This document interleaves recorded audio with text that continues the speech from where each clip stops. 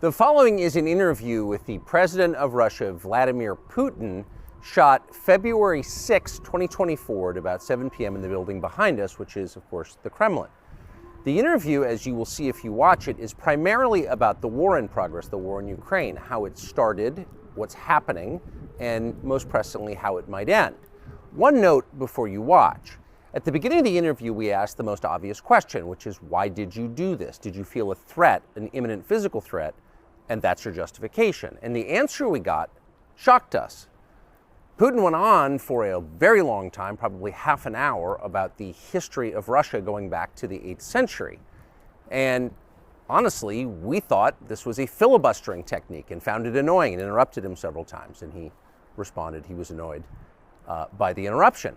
But we concluded in the end, for what it's worth, that it was not a filibustering technique. There was no time limit on the interview. We ended it after more than 2 hours. Instead, what you're about to see seemed to us sincere, whether you agree with it or not. Vladimir Putin believes that Russia has a historic claim to parts of Western Ukraine. So our opinion would be to view it in that light, as a sincere expression of what he thinks. And with that, here it is. Mr. President, thank you. On February 22nd, 2022, you addressed your country in a nationwide address when the conflict in Ukraine started. And you said that you were acting because you had come to the conclusion that the United States, through NATO, might initiate a, quote, surprise attack on our country. And to American ears, that sounds paranoid. Tell us why you believe the United States might strike Russia out of the blue. How did you conclude that? It's not that America, the United States, was going to launch a surprise strike on Russia. I didn't say that. Are we having a talk show or a serious conversation? Here's the quote. Thank you. It's a formidable, serious talk. Because your basic education is in history, as far as I understand. Yes. So if you don't mind, I will take only 30 seconds or 1 minute to give you a short reference to history for giving you a little historical background. Please. Let's look where our relationship with Ukraine started from. Where did Ukraine come from? The Russian state started gathering itself as a centralized statehood, and it is considered to be the year of the establishment of the Russian state in 862, when the townspeople of Novgorod invited a Varangian prince, Rurik, from Scandinavia to reign. In 1862, Russia celebrated the 1000th anniversary of its statehood. And in Novgorod, there is a memorial dedicated to the 1000th anniversary of the country. In 882, Rurik's successor, Prince Oleg, who was actually playing the role of regent at Rurik's younger son, because Rurik had died by that time, came to Kiev.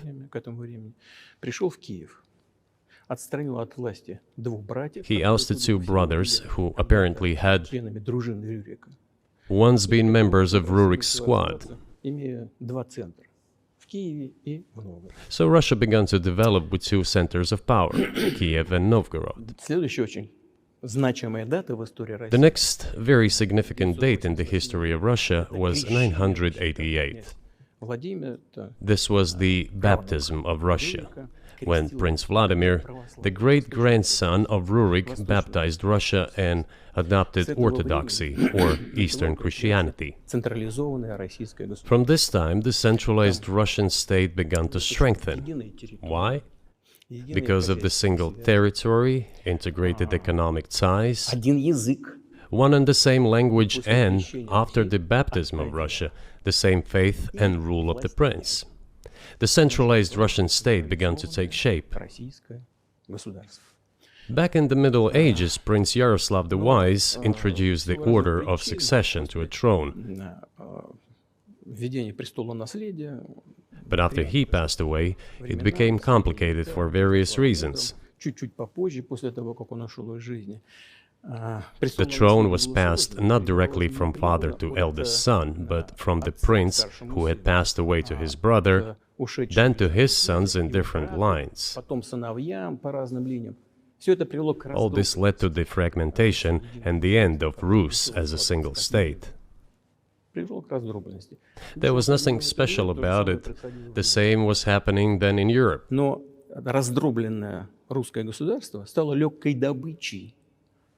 But the fragmented Russian state became an easy prey to the empire created earlier by Genghis Khan. His successors, namely Batu Khan, came to Rus, plundered and ruined nearly all the cities. The southern part, including Kiev, by the way, and some other cities, simply lost independence, while northern cities preserved some of their sovereignty. They had to pay tribute to the horde, but they managed to preserve some part of their sovereignty. And then a unified Russian state began to take shape with its center in Moscow. The southern part of Russian lands, including Kiev,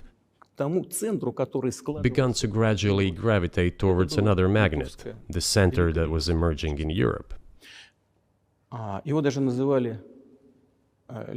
This was the Grand Duchy of Lithuania. It was even called the Lithuanian-Russian Duchy, because Russians were a significant part of this population. They spoke the old Russian language and were Orthodox. But then there was a unification, the union of the Grand Duchy of Lithuania and the Kingdom of Poland. A few years later, another union was signed, but this time already in the religious sphere.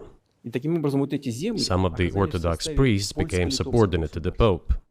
Thus, these lands became part of the Polish-Lithuanian state.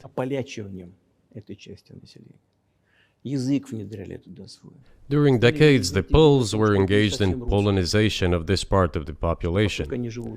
They introduced their language there, tried to entrench the idea that this population was not exactly Russians, that because they lived on the fringe, they were Ukrainians. Originally, the word Ukrainian meant that a person was living on the outskirts of the state, along the fringes, or was engaged in a border patrol service. It didn't mean any particular ethnic group. So the Poles were trying to, in every possible way, to colonize this part of the Russian lands, and actually treated it rather harshly, not to say cruelly. All that led to the fact that this part of the Russian lands began to struggle for their rights. They wrote letters to Warsaw demanding that their rights be observed and people be commissioned here, including to Kiev. I beg your pardon, can you tell us what period? I'm losing track of where in history we are. The Polish oppression of Ukraine. It was in the 13th century.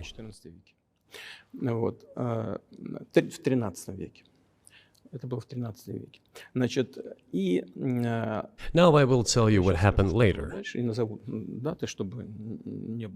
and give the dates so that there is no confusion.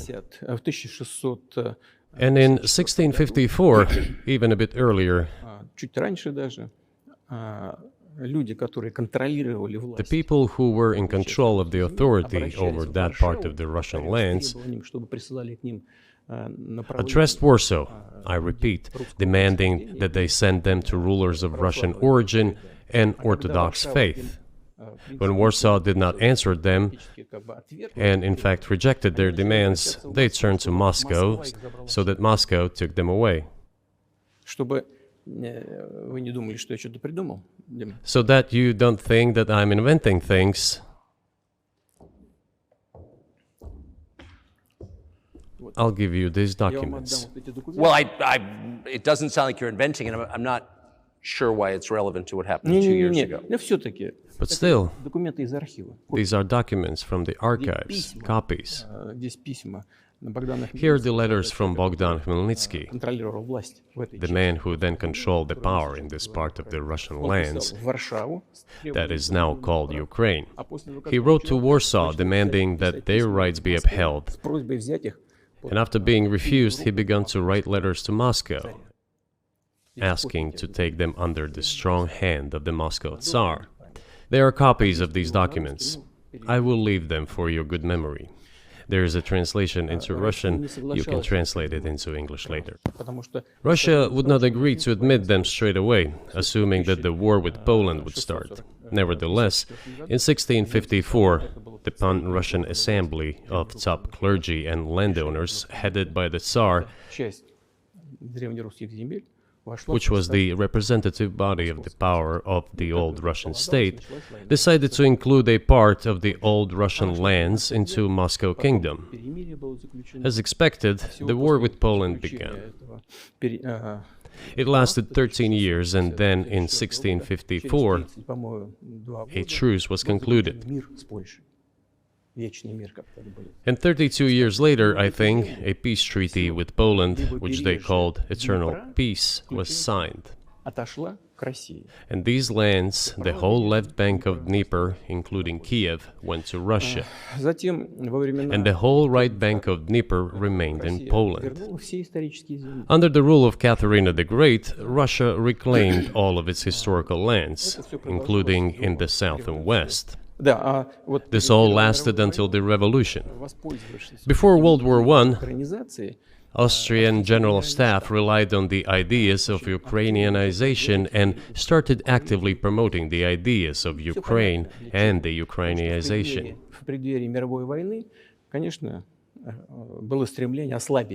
Their motive was obvious. Just before World War I, they wanted to weaken the potential enemy and secure themselves favorable conditions in the border area.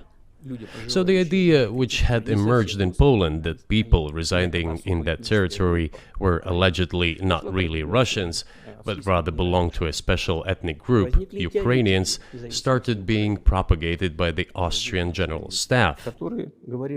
As far back as the 19th century, theorists calling for Ukrainian independence appeared. All those, however, claimed that Ukraine should have a very good relationship with Russia. They insisted on that. After the 1917 revolution, the Bolsheviks sought to restore the statehood, and the civil war began, including the hostilities with Poland. In 1921, peace with Poland was proclaimed, and under that treaty, the right bank of Dnieper River once again was given back to Poland. In 1939, after Poland cooperated with Hitler, it did collaborate with Hitler, you know? Hitler offered Poland peace and a treaty of friendship, an alliance demanding in return that Poland give back to Germany the so-called Danzig corridor, which connected the bulk of Germany with East Prussia and Königsberg.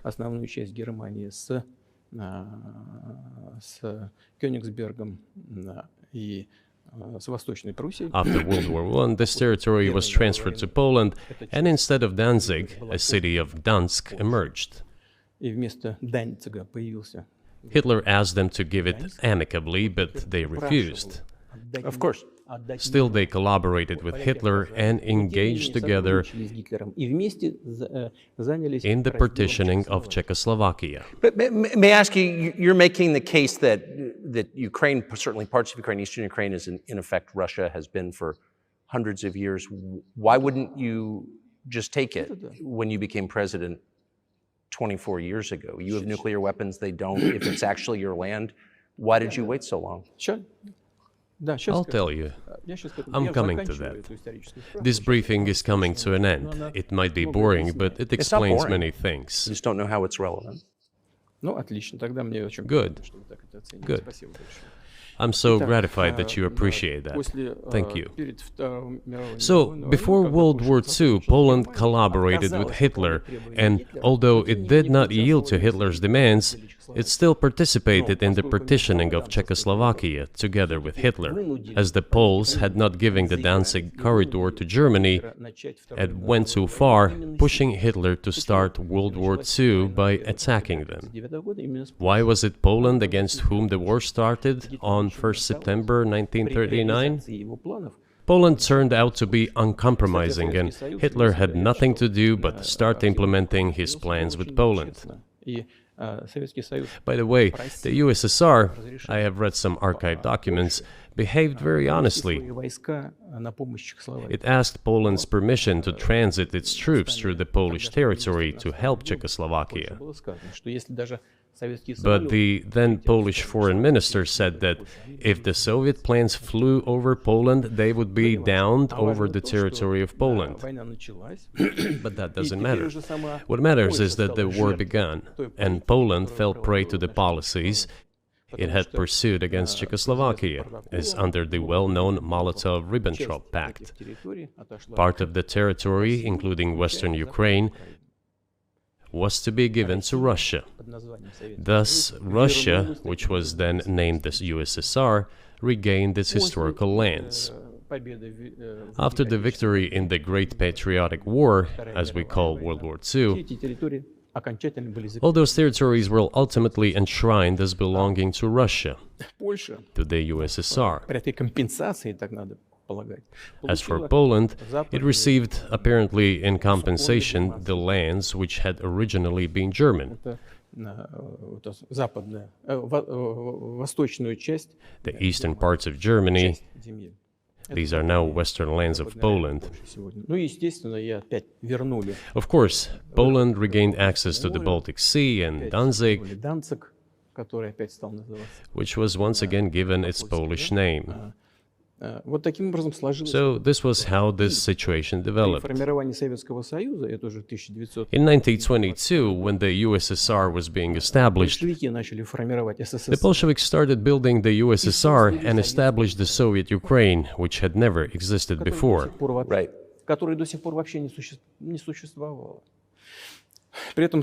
Stalin insisted that those republics be included in the USSR as autonomous entities. For some inexplicable reason, Lenin, the founder of the Soviet state, insisted that they be entitled to withdraw from the USSR. And again, for some unknown reasons, he transferred to that newly established Soviet Republic of Ukraine some of the lands together with people living there, even though those lands had never been called Ukraine, and yet they were made part of that Soviet Republic of Ukraine. Those lands included the Black Sea region, which was received under Catherine the Great, and which had no historical connection with Ukraine whatsoever. Even if we go as far back as 1654, when these lands returned to Russian Empire, that territory was the size of 3 to 4 regions of modern Ukraine, with no Black Sea region. That was completely out of the question. In 1654. Exactly. You obviously have encyclopedic knowledge of this region, but why didn't you make this case for the first 22 years as president that Ukraine wasn't a real country?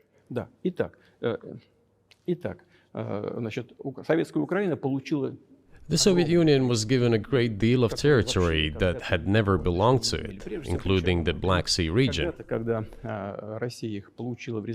At some point, when Russia received them as an outcome of the Russo-Turkish Wars, they were called New Russia or Novorossiya. But that does not matter. What matters is that Lenin, the founder of the Soviet state, established Ukraine that way. For decades, the Ukrainian Soviet Republic developed as part of the USSR. And for unknown reasons, again, the Bolsheviks were engaged in Ukrainianization. It was not merely because the Soviet leadership was composed to a great extent of those originating from Ukraine. Rather, it was explained by the general policy of indigenization pursued by the Soviet Union. Same things were done in other Soviet republics. This involved promoting national languages and national cultures, which is not bad in principle. That is how the Soviet Ukraine was created. After the World War II, Ukraine received, in addition to the lands that had belonged to Poland before the war, part of the lands that had previously belonged to Hungary and Romania. So Romania and Hungary had some of their lands taken away and given to the Soviet Ukraine, and they still remain part of Ukraine. So in this sense, we have every reason to affirm that Ukraine is an artificial state that was shaped at Stalin's will. Do you believe Hungary has a right to take its land back from Ukraine, and that other nations have a right to go back to their 1654 borders?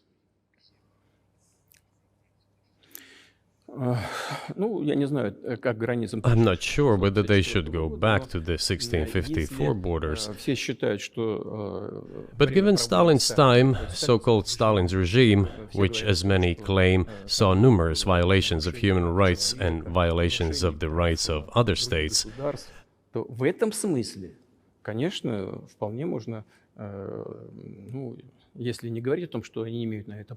one may say that they could claim back those lands of theirs while having no right to do that. It is at least understandable. Have you told Viktor Orban that he can have part of Ukraine?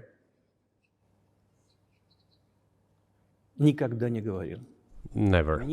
I have never told him, not a single time. We have not even had any conversation on that, but I actually know for sure that Hungarians who live there wanted to get back to their historical land. Moreover, I would like to share a very interesting story with you. I digress, it's a personal one. Somewhere in the early 80s, I went on a road trip in a car from then Leningrad across the Soviet Union through Kiev. Made a stop in Kiev and then went to western Ukraine. I went to the town of Beregovoye, and all the names of towns and villages there were in Russian and in the language I did not understand, in Hungarian. In Russian and in Hungarian. Not in Ukrainian, in Russian and in Hungarian. I was driving through some kind of village and there were men sitting next to the houses and they were wearing black three-piece suits and black cylinder hats. I asked, are they some kind of entertainers? I was told, no, they were not entertainers, they're Hungarians. I said, what are they doing here? What do you mean? This is their land, they live here. This was during the Soviet time in the 1980s. They preserved the Hungarian language, Hungarian names, and all their national costumes. They are Hungarians and they feel themselves to be Hungarians. And of course, when now there is an infringement. Well, that is, and there's a lot of that, though. I think many nations are upset about Transylvania as well, as you obviously know. But many nations feel frustrated by the redrawn borders of the wars of the 20th century. And wars going back 1,000 years, the ones that you mentioned.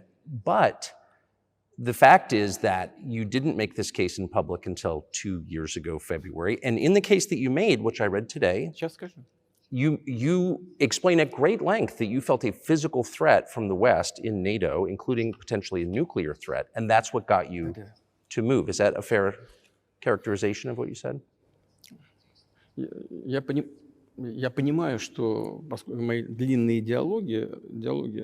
I understand that my long speeches probably fall outside of the genre of the interview. That is why I asked you at the beginning, are we going to have a serious talk or a show? You said a serious talk, so bear with me, please. We're coming to the point where the Soviet Ukraine was established. Then, in 1991, the Soviet Union collapsed, and everything that Russia had generously bestowed on Ukraine was dragged away by the latter. I'm coming to a very important point of today's agenda. Thank you. After all, the collapse of the Soviet Union was effectively initiated by the Russian leadership. I do not understand what the Russian leadership was guided by at the time, but I suspect there were several reasons to think everything would be fine.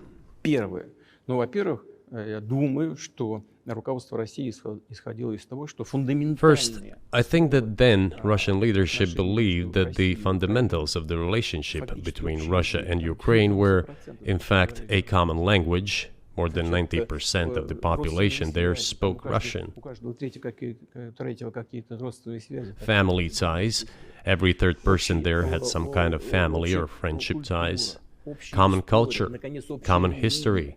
Finally, common faith, coexistence with a single state for centuries, and deeply interconnected economies.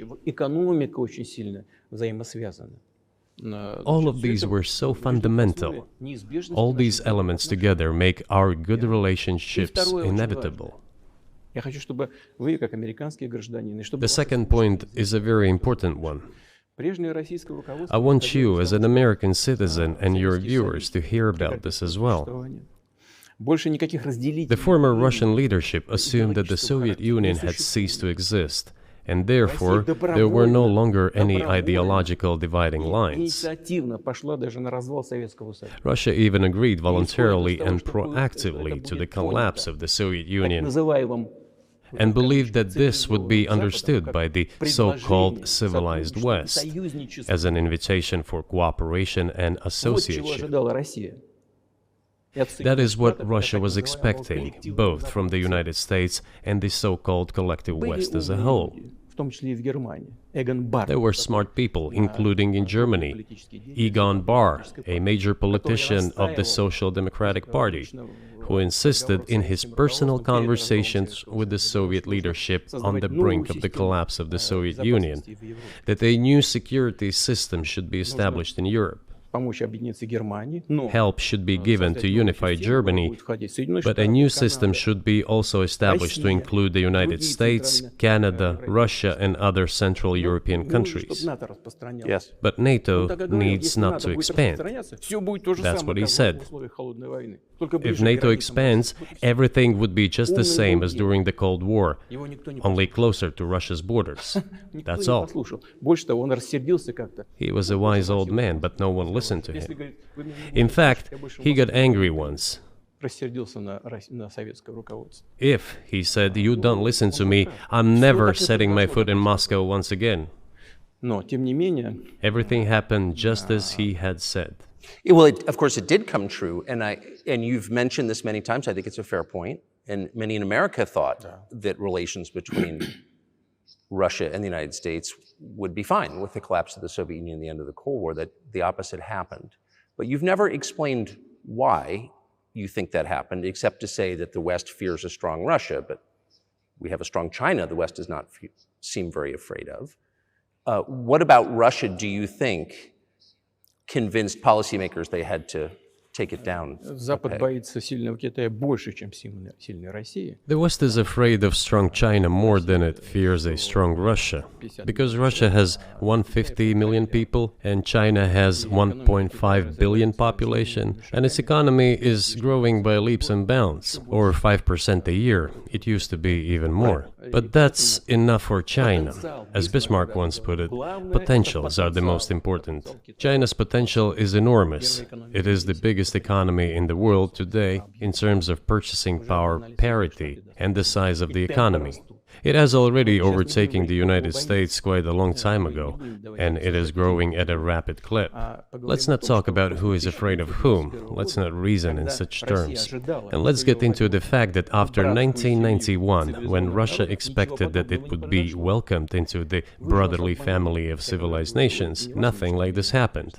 You tricked us. I don't mean you personally when I say you. Of course, I'm talking about the United States. The promise was that NATO would not expand eastward, but it happened 5 times. There were 5 waves of expansion. We tolerated all that. We were trying to persuade them. We were saying, please don't. We are as bourgeois now as you are. We are market economy and there is no communist party power. Let's negotiate. Moreover, I have also said this publicly before. There was a moment when a certain rift started growing between us. Before that, Yeltsin came to the United States. Remember, he spoke in Congress and said the good words.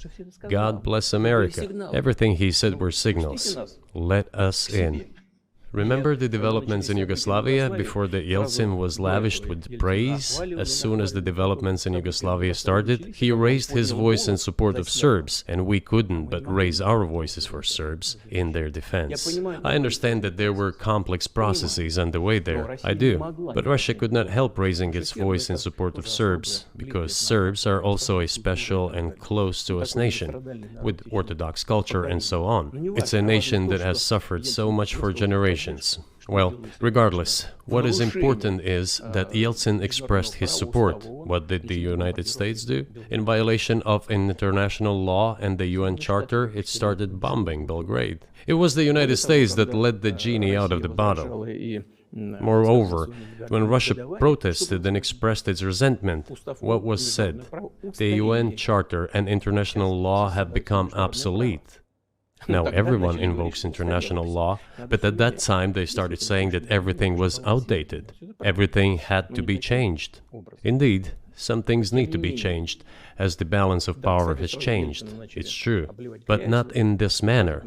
Yeltsin was immediately dragged through the mud, accused of alcoholism, of understanding nothing, of knowing nothing.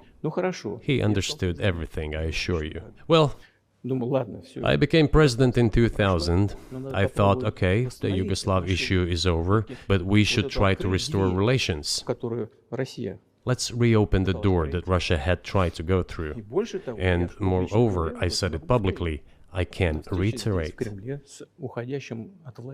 At a meeting here in the Kremlin with the outgoing President Bill Clinton, right here in the next room, I said to him, I asked him, Bill, do you think if Russia asked to join NATO, do you think it would happen? Suddenly he said, you know, it's interesting. I think so. But in the evening, when we met for dinner, he said, you know, I've talked to my team. No, it's not possible now. You can ask him. I think he will watch our interview. He'll confirm it. I wouldn't have said anything like that if it hadn't happened. Okay. Were you sincere? It's impossible now. Would you have joined NATO?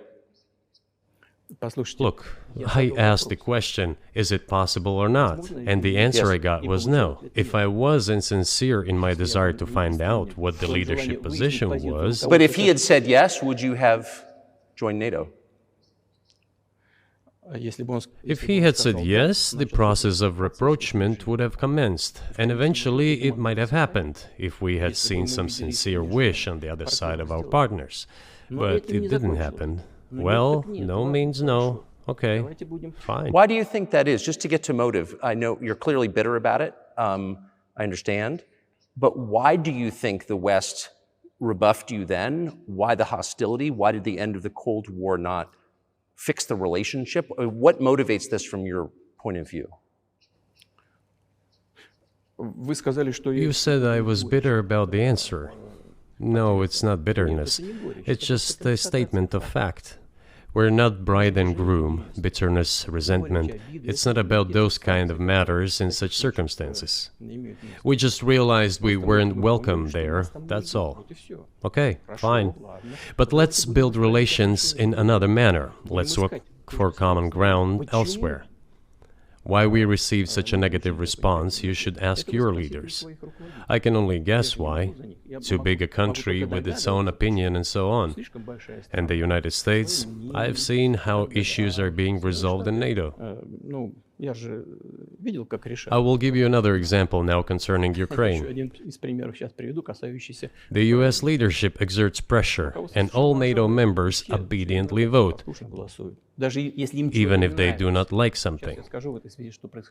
Now, I'll tell you what happened in this regard with Ukraine in 2008, although it's being discussed.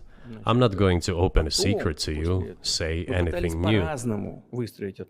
Nevertheless, after that we tried to build relations in different ways. For example, the events in the Middle East, in Iraq. We were building relations with the United States in a very soft, prudent, cautious manner. I repeatedly raised the issue that the United States should not support separatism or terrorism in the North Caucasus. But they continue to do it anyway. and political support, information support, financial support, even military support came from the United States and its satellites for terrorist groups in the Caucasus. I once raised this issue with my colleague, also the President of the United States. He says, "It's impossible. Do you have proof?" I said, "Yes." I was prepared for this conversation, and I gave him that proof. He looked at it, and you know what he said? "I apologize, but that's what happened." I'll quote. He says, "Well, I'm gonna kick their ass." We waited and waited for some response. There was no reply. I said to the FSB director, "Write to the CIA, what is the result of the conversation with President?" He wrote once, twice, and then we got a reply. We have the answer in the archive. The CIA replied, "We have been working with the opposition in Russia. We believe that this is the right thing to do, and we will keep on doing it." Just ridiculous. Well, okay. We realized that it was out of the question. Forces in opposition to you.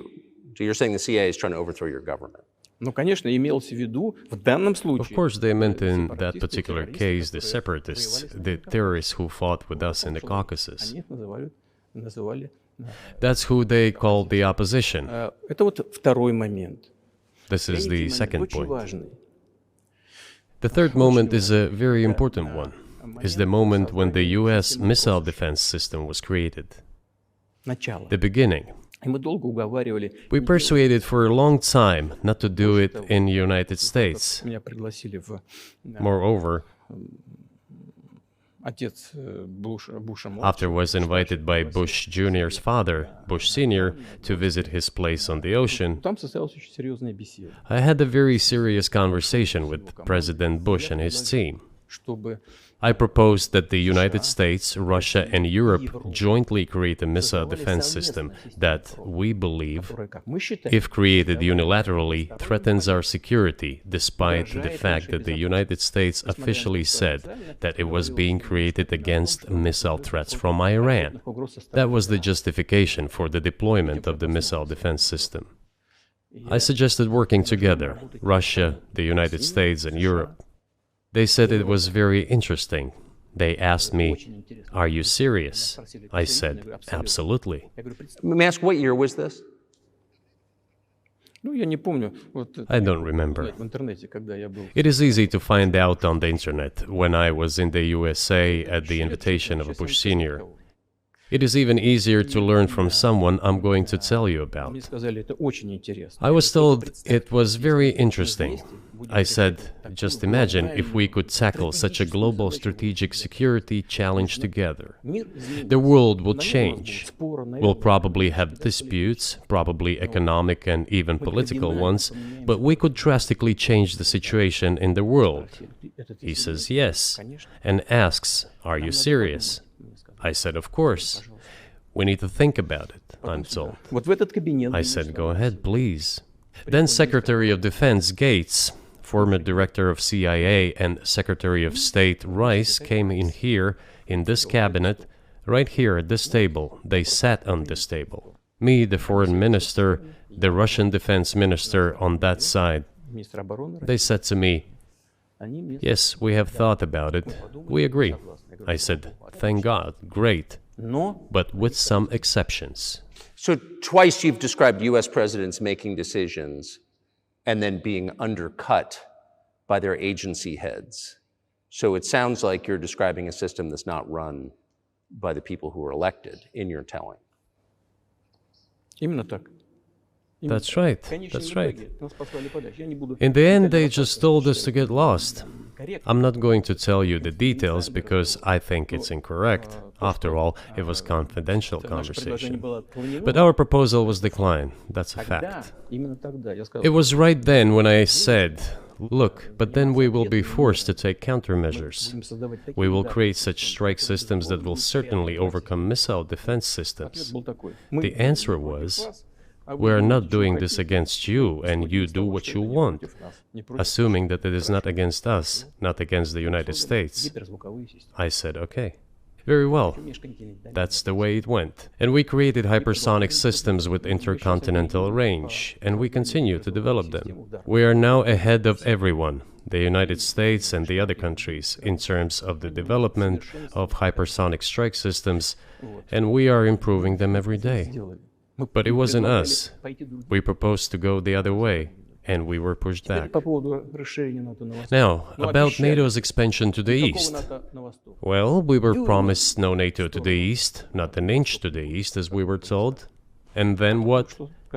They said, well, it's not enshrined on paper, so we'll expand. So there were 5 waves of expansion, the Baltic states, the whole of Eastern Europe, and so on. And now I come to the main thing. They have come to the Ukraine, ultimately. In 2008, at the summit in Bucharest, they declared that the doors for Ukraine and Georgia to join NATO were open. Now about how decisions are made there. Germany, France seem to be against it, as well as some other European countries. But then, as it turned out later, President Bush, and he's such a tough guy, a tough politician, as I was told later, he exerted pressure on us and we had to agree. It's ridiculous, it's like kindergarten. Where are the guarantees? What kindergarten is this? What kind of people are these? Who are they? You see, they were pressed, they agreed. And then they say, Ukraine won't be in the NATO, you know? I say, I don't know. I know you agreed in 2008. Why won't you agree in the future? Well, they pressed us then. I say, why won't they press you tomorrow? And you'll agree again. Well, it's nonsensical. Who's there to talk to? I just don't understand. We're ready to talk. But with whom? Where are the guarantees? None.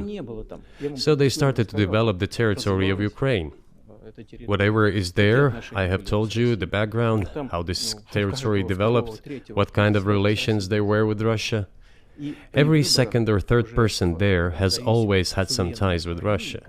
And during the elections, in already independent, sovereign Ukraine, which gained its independence as a result of the Declaration of Independence, and by the way, it says that Ukraine is a neutral state, and in 2008, suddenly the doors or gates to NATO were open to it. Oh, come on. This is not how we agreed. Now, all the presidents that have come to power in Ukraine, they relied on electorate with a good attitude to Russia in one way or the other. This is the southeast of Ukraine. This is a large number of people. And it was very difficult to dissuade this electorate, which had a positive attitude towards Russia. Viktor Yanukovych came to power, and how? The first time he won after President Kuchma, they organized a third round, which is not provided for in the constitution of Ukraine. This is a coup d'etat. Just imagine, someone in the United States wouldn't like the outcome. In 2014? Before that. No, this was before that. After President Kuchma, Viktor Yanukovych won the elections. However, his opponents did not recognize that victory. The US supported the opposition, and the third round was scheduled. What is this? This is a coup. The US supported it, and the winner of the third round came to power. Imagine if in the US something was not to someone's liking, and the third round of election, which the US Constitution does not provide for, was organized. Nonetheless, it was done in Ukraine. Okay, Viktor Yushchenko, who was considered a pro-Western politician, came to power. Fine, we have built relations with him as well. He came to Moscow with visits. We visited Kiev. I visited too. We met in an informal setting. If he's pro-Western, so be it. It's fine. Let people do their job. The situation should have developed inside the independent Ukraine itself. As a result of Kuchma's leadership, things got worse and Viktor Yanukovych came to power after all. Maybe he wasn't the best president and politician, I don't know. I don't want to give assessments. However, the issue of the association with the EU came up. We have always been lenient to this. Suit yourself. But when we read through the Treaty of Association, it turned out to be a problem for us, since we had a free trade zone and open customs borders with Ukraine, which under this association had to open its borders for Europe, which could have led to flooding of our market. We said, no, this is not going to work. We shall close our borders with Ukraine then. The customs borders, that is. Yanukovych started to calculate how much Ukraine was going to gain, how much to lose, and said to his European partners, I need more time to think before signing. The moment he said that, the opposition began to take destructive steps which were supported by the West. It all came down to Maidan and a coup in Ukraine. So he did more trade with Russia than with the EU. Ukraine did. Of course. It's not even the matter of trade volume, although for the most part it is. It is the matter of cooperation ties, which the entire Ukrainian economy was based on. The cooperation ties between the enterprises were very close since the times of the Soviet Union. One enterprise there used to produce components to be assembled both in Russia and Ukraine and vice versa. They used to be very close ties. A coup d'etat was committed, although I shall not delve into details now, as I find doing it inappropriate, the US told us. Calm Yanukovych down, and we will calm the opposition. Let the situation unfold in the scenario of a political settlement. We said, all right, agreed, let's do it this way. As the Americans requested, Yanukovych did use neither the armed forces nor the police, yet the armed opposition committed a coup in Kiev. What is that supposed to mean? Who do you think you are? I wanted to ask the then US leadership. With the backing of whom? With the backing of CIA, of course. The organization you wanted to join back in the day, as I understand. We should thank God they didn't let you in. Although, it is a serious organization. I understand. My former vis-a-vis in the sense that I served in the first main directorate, Soviet Union's intelligence service. They have always been our opponents. A job is a job. Technically, they did everything right. They achieved their goal of changing the government. However, from political standpoint, it was a colossal mistake. Surely it was political leadership's miscalculation. They should have seen what it would evolve into. So, in 2008, the doors of NATO were opened for Ukraine. In 2014, there was a coup. They started persecuting those who did not accept the coup, and it was indeed a coup. They created a threat to Crimea, which we had to take under our protection. They launched the war in Donbass in 2014 with the use of aircraft and artillery against civilians. This is when it all started. There is a video of aircraft attacking Donetsk from above. They launched a large-scale military operation, then another one. When they failed, they started to prepare the next one. All this against the background of military development of this territory and opening of NATO's doors. How could we not express concern over what was happening? From our side, this would have been a culpable negligence.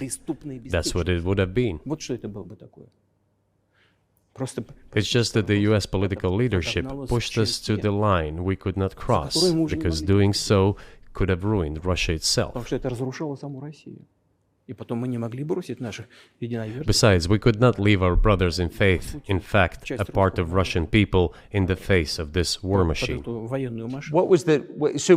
that was 8 years before the current conflict started. So what was the trigger for you? What was the moment where you decided you had to do this?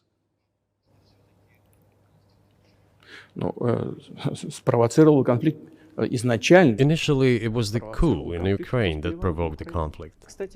By the way, back then the representatives of 3 European countries, Germany, Poland and France, arrived. They were the guarantors of the signed agreement between the government of Yanukovych and the opposition. They signed it as guarantors. Despite that, the opposition committed a coup, and all these countries pretended that they didn't remember that they were guarantors of the peaceful settlement. They just threw it in the stove right away, and nobody recalls that. I don't know if the US know anything about the agreement between the opposition and the authorities, and its three guarantors who, instead of bringing this whole situation back in the political field, supported the coup. Although it was meaningless, believe me, because President Yanukovych agreed to all conditions. He was ready to hold an early election, which he had no chance of winning, frankly speaking. Everyone knew that. Then why the coup? Why the victims? Why threatening Crimea? Why launching an operation in Donbass? This I do not understand. That is exactly what the miscalculation is. CIA did its job to complete the coup. I think one of the deputy secretaries of state said that it cost a large sum of money, almost 5 billion. But the political mistake was colossal. Why would they have to do that? All this could have been done legally, without victims, without military action, without losing Crimea. We would have never considered to even lift a finger if it hadn't been for the bloody developments on Maidan. Because we agreed with the fact that after the collapse of the Soviet Union, our borders should be along the borders of former Union's republics. We agreed to that. But we never agreed to NATO's expansion, and moreover, we never agreed that Ukraine would be in NATO. We did not agree to NATO bases there without any discussion with us. For decades, we kept asking, don't do this, don't do that. And what triggered the latest events? Firstly, the current Ukrainian leadership declared that it would not implement the Minsk agreements, which had been signed, as you know, after the events of 2014 in Minsk, where the plan of peaceful settlement in Donbass was set forth. But no, the current Ukrainian leadership, foreign minister, all other officials, and then president himself said that they don't like anything about the Minsk agreements. In other words, they were not going to implement it. A year or a year and a half ago, former leaders of Germany and France said openly to the whole world that they indeed signed the Minsk agreements, but they never intended to implement them.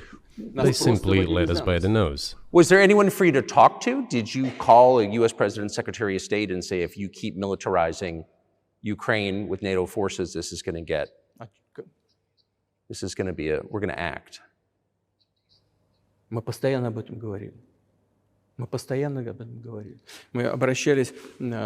We talked about this all the time. We addressed the United States and European countries' leadership to stop these developments immediately, to implement the Minsk agreements. Frankly speaking, I didn't know how we were going to do this, but I was ready to implement them. These agreements were complicated for Ukraine. They included lots of elements of those Donbass territories' independence. That's true. However, I was absolutely confident, and I'm saying this to you now. I honestly believe that if we managed to convince the residents of Donbass, and we had to work hard to convince them to return to the Ukrainian statehood, then gradually the wounds would start to heal.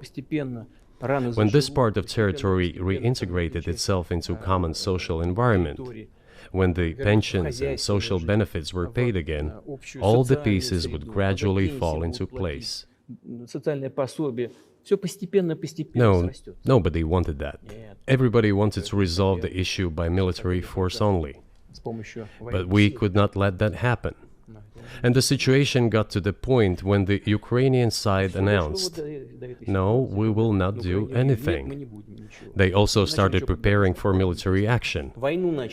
It was they who started the war in 2014. Our goal is to stop this war. And we did not start this war in 2022.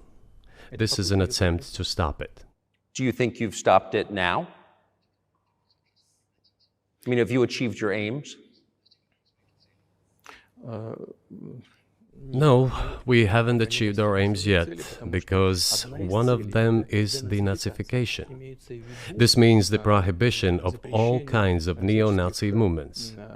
This is one of the problems that we discussed during the negotiation process, which ended in Istanbul early this year.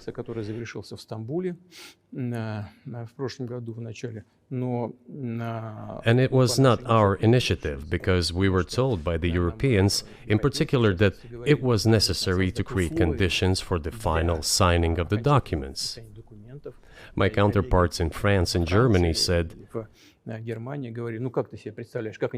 "How can you imagine them signing a treaty with a gun to their heads? The troops should be pulled back from Kiev." I said, "All right." We withdrew the troops from Kiev. As soon as we pulled back our troops from Kiev, our Ukrainian negotiators immediately threw all our agreements reached in Istanbul into the bin and got prepared for a long-standing armed confrontation with the help of the United States and its satellites in Europe. That is how the situation has developed, and that is how it looks now. But what is, pardon my ignorance, what is denazification? What would that mean? What is... Да, вот я как раз хочу сейчас об этом сказать. Это очень важный вопрос. Денацификация. That is what I want to talk about right now. It is a very important issue. Denazification. After gaining independence, Ukraine began to search, as some Western analysts say, its identity. And it came up with nothing better than to build this identity upon some false heroes who collaborated with Hitler.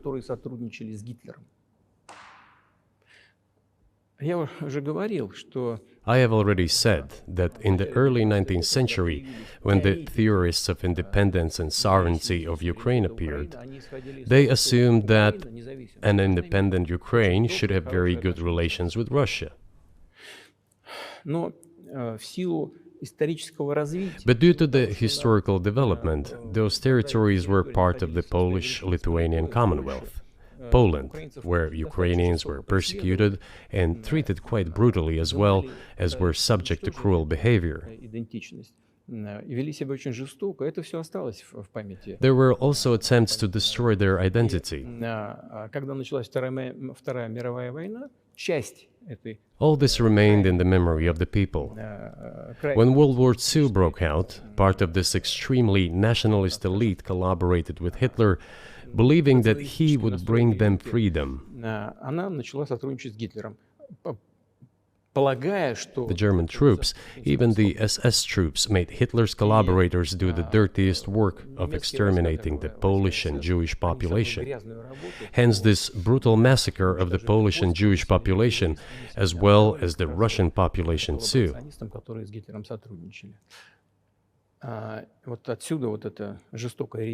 This was led by the persons who are well known, Bandera, Shukevich. It was those people who were made national heroes. That is the problem. And we are constantly told that nationalism and neo-Nazism exist in other countries as well.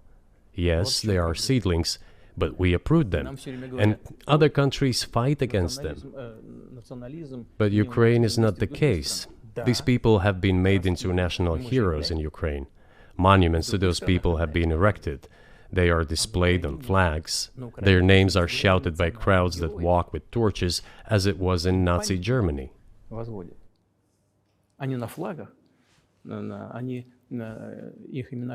These were people who exterminated Poles, Jews, and Russians. It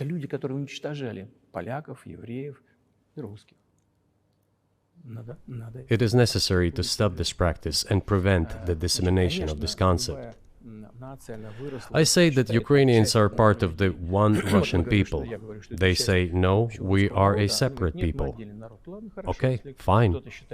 If they consider themselves a separate people, they have the right to do so, but not on the basis of Nazism, the Nazi ideology. Would you be satisfied with the territory that you have now? Нет, закончим. Вы же задали вопрос по неонацизму. денацификации. I will finish answering the question.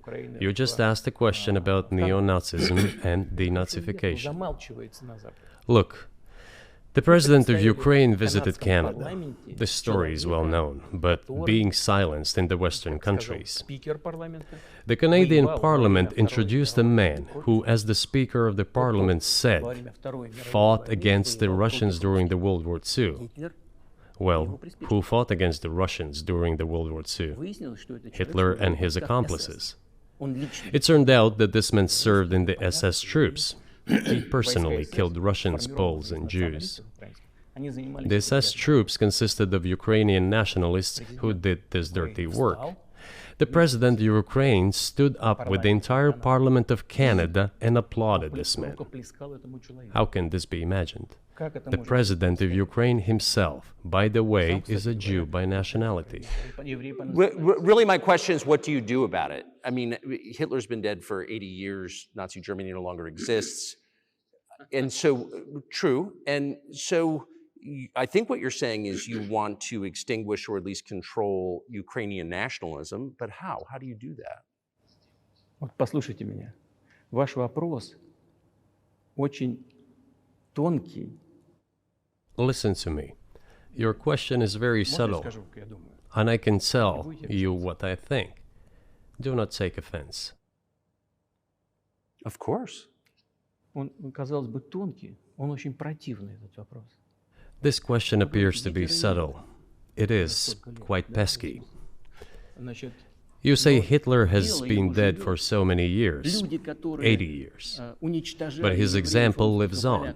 People who exterminated Jews, Russians, and Poles are alive. And the president, the current president of today's Ukraine, applauds him in the Canadian Parliament, gives a standing ovation. Can we say that we have completely uprooted this ideology if what we see is happening today? That is what denazification is in our understanding. We have to get rid of those people who maintain this concept and support this practice and try to preserve it. That is what denazification is. That is what we mean. Right. My question was a little more specific. It was, of course, not a defense of Nazis, neo or otherwise. It was a practical question. You don't control the entire country. You don't control Kiev. You don't seem like you want to. So how do you eliminate a culture or an ideology or feelings or a view of history in a country that you don't control? What do you do about that? А вот знаете, как вам не покажется странным, в ходе переговоров в Стамбуле... You know, as strange as it may seem to you, during the negotiations in Istanbul, we did agree that we have it all in writing. Neo-Nazism would not be cultivated in Ukraine, including that it would be prohibited at the legislative level. Mr. Carlson, we agreed on that. This, it turns out, can be done during the negotiation process. And there's nothing humiliating for Ukraine as a modern civilized state. Is any state allowed to promote Nazism? It is not, is it? That is it. Will there be talks, and why haven't there been talks about resolving the conflict in Ukraine, peace talks? Они были, они дошли до очень высокой стадии согласования позиций, сложно. They have been. They reached a very high stage of coordination of positions in a complex process, but still they were almost finalized. But after we withdrew our troops from Kiev, as I have already said, the other side threw away all these agreements and obeyed the instructions of Western countries, European countries, and the United States to fight Russia to the bitter end. Moreover, the president of Ukraine has legislated a ban on negotiating with Russia. He signed a decree forbidding everyone to negotiate with Russia. But how are we going to negotiate if he forbade himself and everyone to do this? We know that he is putting forward some ideas about this settlement, but in order to agree on something, we need to have a dialogue. Is that not right? Well, but you wouldn't be speaking to the Ukrainian president, you'd be speaking to the American president. When was the last time you spoke to Joe Biden? I cannot remember when I talked to him. I do not remember. We can look it up. You don't remember? No. Why? Do I have to remember everything? I have my own things to do. We have domestic political affairs. Well, he's funding the war that you're fighting, so I would think that would be memorable.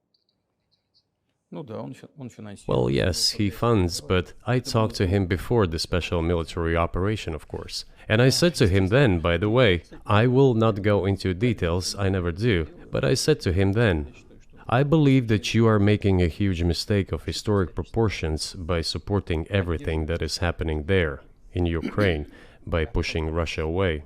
I told him repeatedly, by the way. I think that would be correct if I stop here. What did he say? Ask him, please. It is easier for you. You are a citizen of the United States. Go and ask him. It is not appropriate for me to comment on our conversation. But you haven't spoken to him since before February of 2022?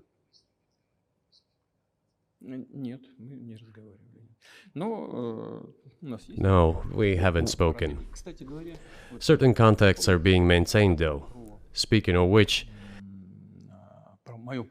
do you remember what I told you about my proposal to work together on a missile defense system? Yes. You can ask all of them. All of them are safe and sound, thank God. The former president, Condoleezza, is safe and sound, and I think Mr. Gates and the current director of the intelligence agency, Mr. Burns, the then ambassador to Russia, in my opinion, are very successful ambassador. They were all witnesses to these conversations. Ask them. Same here. If you are interested in what Mr. President Biden responded to me, ask him. At any rate, I talked to him about it. I'm definitely interested, but from the outside, it seems like this could devolve or evolve into something that brings the entire world into conflict and could initiate a nuclear launch. And so why don't you just call Biden and say, let's work this out?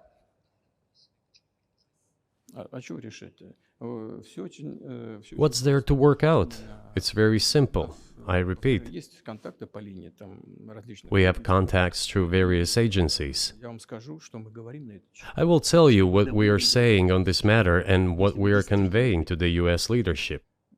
If you really want to stop fighting, you need to stop supplying weapons.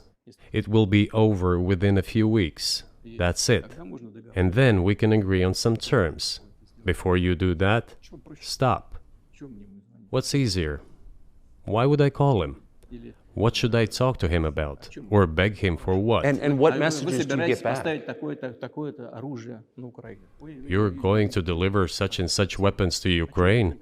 Oh, I'm afraid, please don't. What is there to talk about? Do you think NATO is worried about this becoming a global war or a nuclear conflict? At least that's what they're talking about. And they're trying to intimidate their own population with an imaginary Russian threat.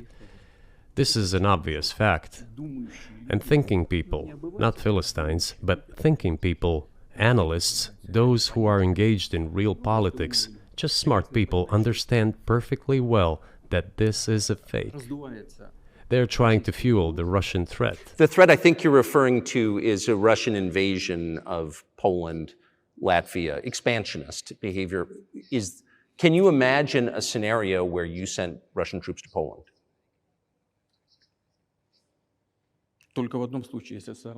Only in one case, if Poland attacks Russia. Why? Because we have no interest in Poland, Latvia, or anywhere else. Why would we do that?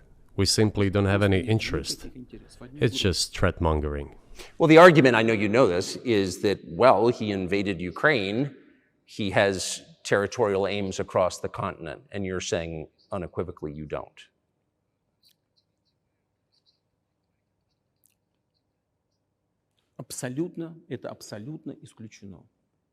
It is absolutely out of the question. You just don't have to be any kind of analyst. It goes against common sense to get involved in some kind of a global war. грань. And a global war will bring all humanity to the brink of destruction. It's obvious. Вот. И есть, конечно, средства. There are certainly means of deterrence. They have been scaring everyone with us all along.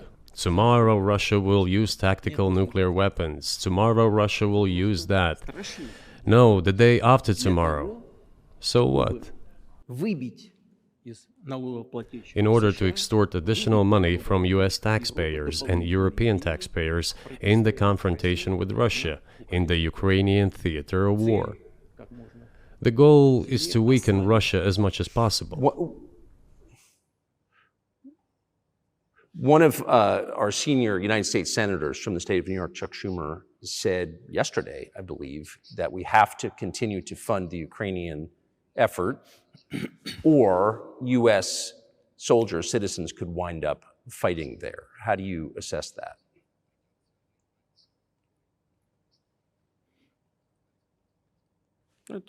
Это провокация. This is a provocation, and a cheap provocation at that. Американские солдаты должны воевать. I do not understand why American soldiers should fight in Ukraine. There are mercenaries from the United States there. The bigger number of mercenaries comes from Poland, with mercenaries from the United States in second place and mercenaries from Georgia in third place. Безусловно. Well, if somebody has the desire to send regular troops, that would certainly bring humanity to the brink of very serious global conflict. This is obvious. Do the United States need this? What for? Национальной территории. У вас нечем заниматься. Thousands of miles away from your national territory. На границе полно. Проблемы Don't you have anything better to do? с государством. You have issues on the border, issues with migration, issues with the national debt, more than $33 trillion. You have nothing better to do, so you should fight in Ukraine? Понимая ситуацию, которая складывается. Wouldn't it be better to negotiate with Russia? Make an agreement, already understanding the situation that is developing today, realizing that Russia will fight for its interests to the end? К здравому смыслу. And realizing this, actually return to common sense, start respecting our country and its interests, and look for certain solutions. Мне кажется, что это гораздо умнее. It seems to me that this is much smarter and more rational. Who blew up Nord Stream? You for sure. I was busy that day. Nate, do you have I did not blow up То есть Nord у вас- Stream. у Thank вас- you, though. У вас лично, может быть, есть алиби. У вас лично. You personally may have an alibi, but the CIA has no such alibi. Do you have evidence that NATO or the CIA did it?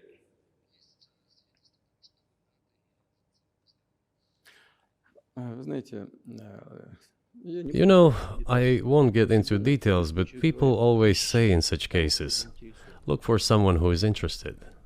But in this case, we should not only look for someone who is interested, but also for someone who has capabilities. Because there may be many people interested, but not all of them are capable of sinking to the bottom of the Baltic Sea and carrying out this explosion. These two components should be connected. Who is interested and who is capable of doing it? But I'm confused. I mean, that's the biggest act of industrial terrorism ever, and it's the largest emission of CO2 in history. Okay, so if you had evidence, and presumably given your security services, your intel services, you would, that NATO, the US, CIA, the West did this, why wouldn't you present it and win a propaganda victory? В войне пропаганды очень сложно. In the war of propaganda, it is very difficult to defeat the United States, because the United States controls all the world's media and many European media. Европейских The ultimate beneficiary of the biggest European media are American financial institutions. Don't you know that?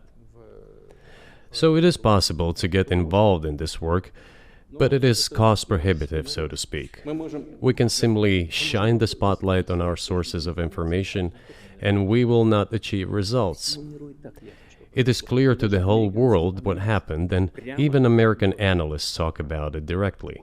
It's true. Yes, but here's a question you may be able to answer. You worked in Germany, famously. The Germans clearly know that their NATO partner did this, and it damaged their economy greatly. It may never recover. Why are they being silent about it? That's very confusing to me. Why wouldn't the Germans say something about it? Ну, меня это тоже удивляет. This also confuses me. But today's German leadership is guided by the interests of the collective West rather than its national interests.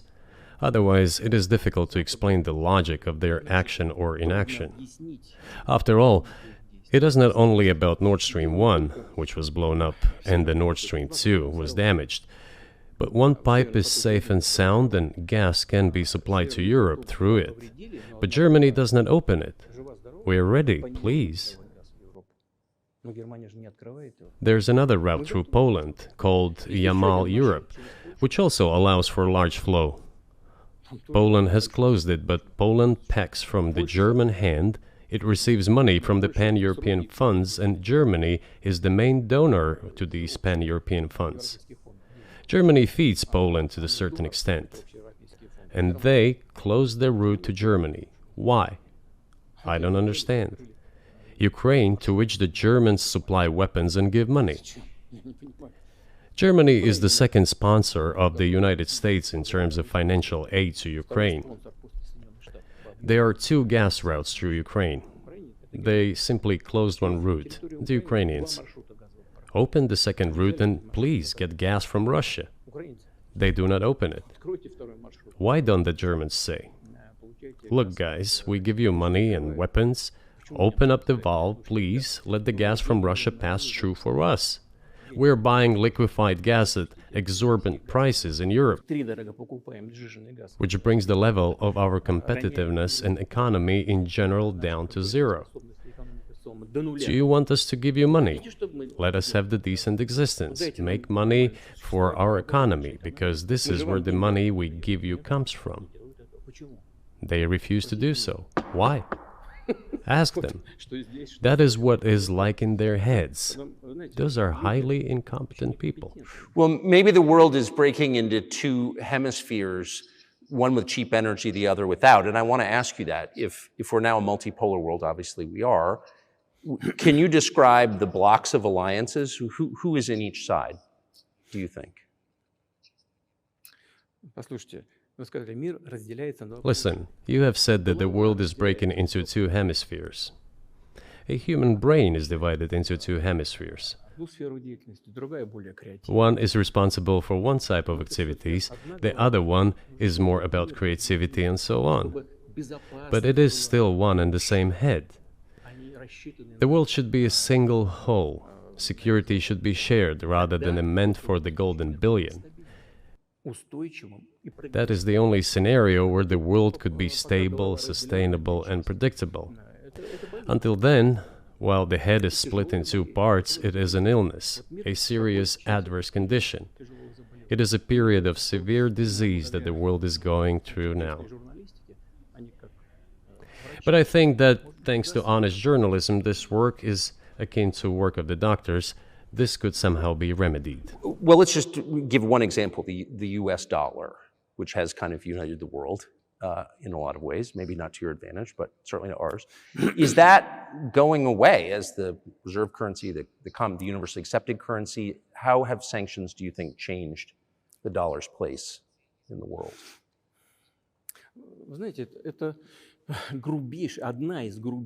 You know, to use the dollar as a tool of foreign policy struggle is one of the biggest strategic mistakes made by the US political leadership.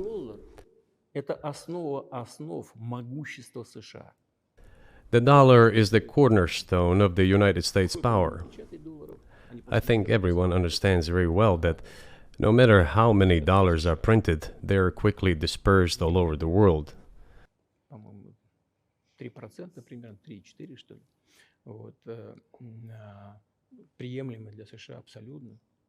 Inflation in the United States is minimal. It's about 3 or 3.4%, which is, I think, totally acceptable for the US. But they won't stop printing. What does the debt of $33 trillion tell us about? It is about the emission.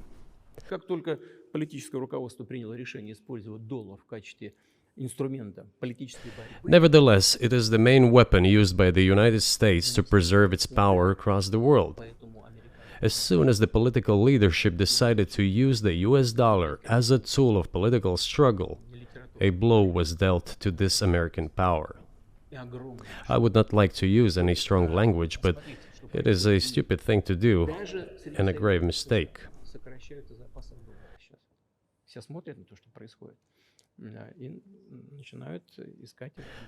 Look at what is going on in the world.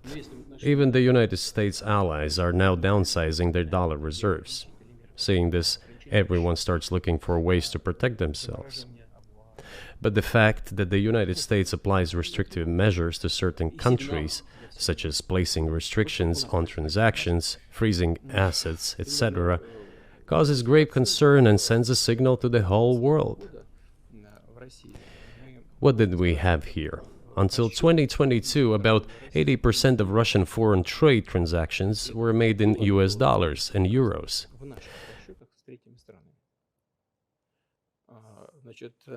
US dollars accounted for approximately 50% of our transactions with third countries, while currently it is down to 13%. It wasn't us who banned the use of the US dollar.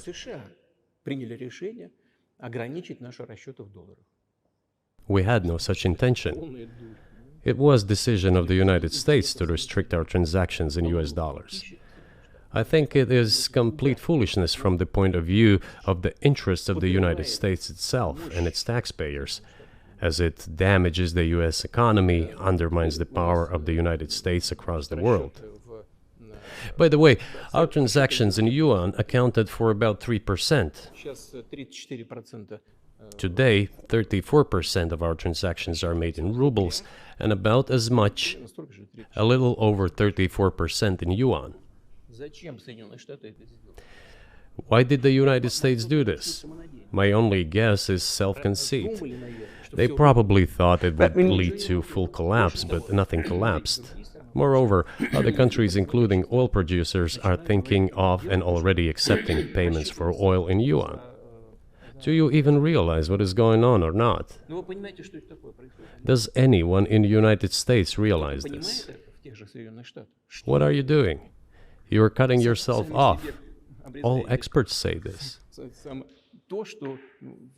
Ask any intelligent and thinking person in the United States what the dollar means for the US. But You're killing it with your own hands. I think that's I think that's a fair assessment. The question is what comes next, and maybe you trade one colonial power for another, much less sentimental and forgiving colonial power. I mean, is the BRICS, for example, in danger of being completely dominated by the Chinese economy in a way that's not good for their sovereignty? Do you worry about that? Well, we have heard those boogeyman stories before. It is a boogeyman story. We're neighbors with China. You cannot choose neighbors just as you cannot choose close relatives. We share a border of 1,000 kilometers with them. This is number one. Second, we have a centuries-long history of coexistence. We're used to it. Third, China's foreign policy philosophy is not aggressive. Its idea is to always look for compromise, and we can see that. The next point is as follows. We are always told the same boogeyman story, and here it goes again, through an euphemistic form, but it is still the same boogeyman story. The cooperation with China keeps increasing. The pace at which China's cooperation with Europe is growing is higher and greater than that of the growth of Chinese-Russian cooperation. Ask Europeans, aren't they afraid? They might be, I don't know. But they are still trying to access China's market at all costs, especially now that they are facing economic problems. Chinese businesses are also exploring the European market. Do Chinese businesses have small presence in the United States? Yes, the political decisions are such that they are trying to limit their cooperation with China. It is to your own detriment, Mr. Tucker, that you are limiting cooperation with China. You are hurting yourself. It is a delicate matter, and there are no silver bullet solutions, just as it is with the dollar. So, before introducing any illegitimate sanctions, illegitimate in terms of the Charter of the United Nations, one should think very carefully. For decision makers, this appears to be a problem. So you said a moment ago that the world would be a lot better if it weren't broken into competing alliances, if there was cooperation globally. One of the reasons you don't have that is because the current American administration is dead set against you. Do you think if there were a new administration after Joe Biden that you would be able to reestablish communication with the US government? Or does it not matter who the president is?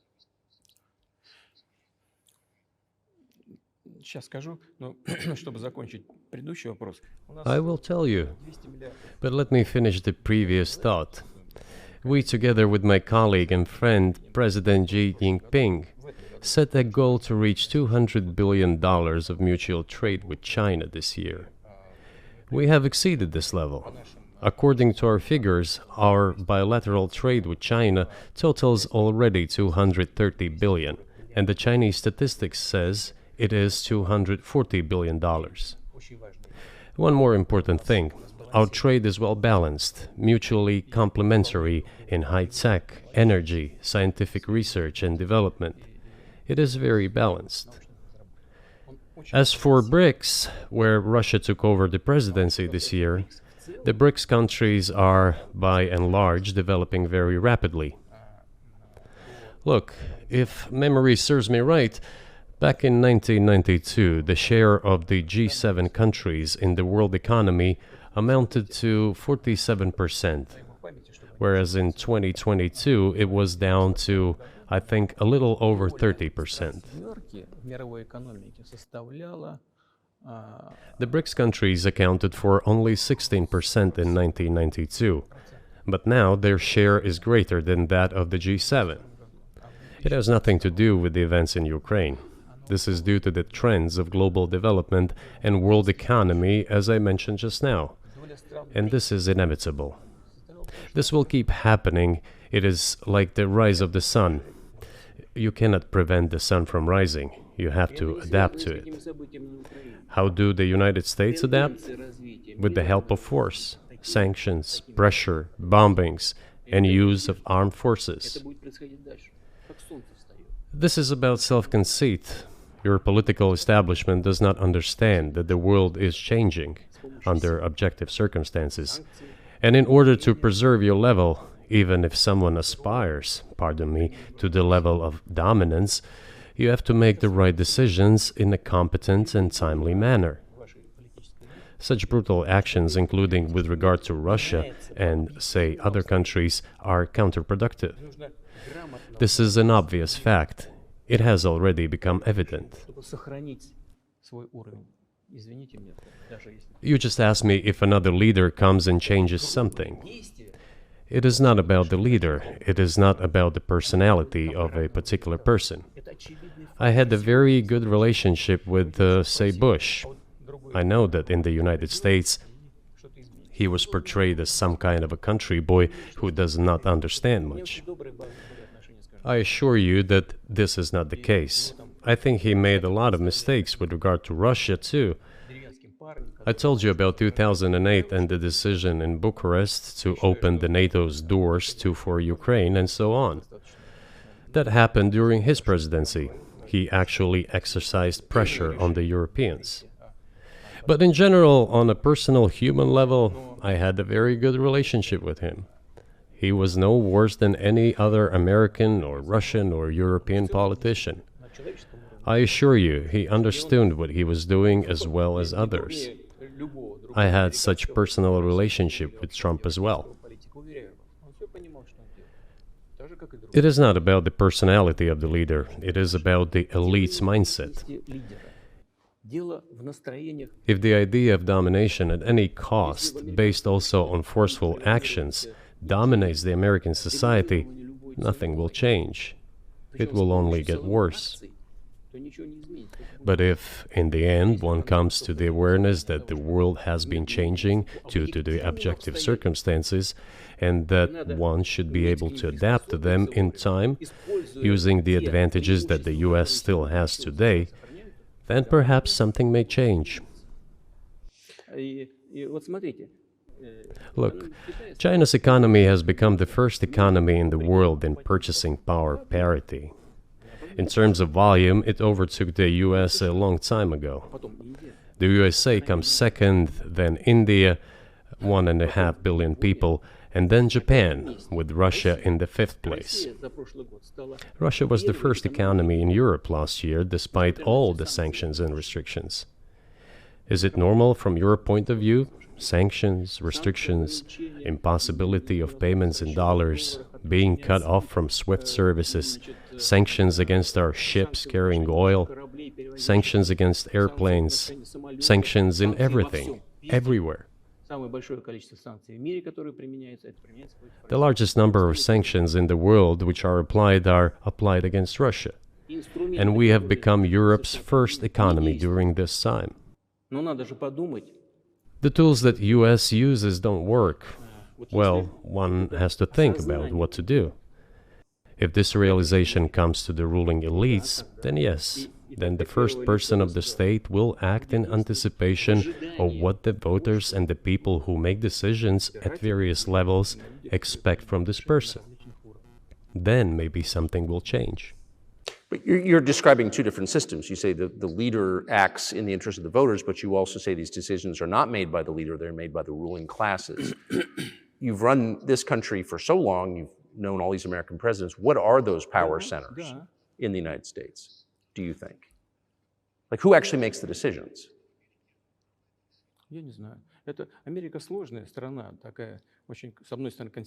I don't know.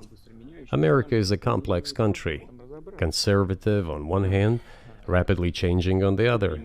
It's not easy for us to sort it all out. Who makes decisions in the elections?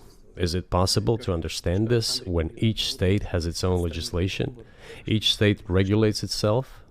Someone can be excluded from elections at the state level. It is a two-stage electoral system. It is very difficult for us to understand it. Certainly, there are two parties that are dominant, the Republicans and the Democrats. And within this party system, the centers that make decisions, that prepare decisions. Then, look, why, in my opinion, after the collapse of the Soviet Union, such an erroneous, crude, completely unjustified policy of pressure was pursued against Russia? After all, this is a policy of pressure. NATO expansion, support for the separatists in Caucasus, creation of a missile defense system. These are all elements of pressure. Pressure, pressure, pressure. Then, dragging Ukraine into NATO is all about pressure, pressure, pressure.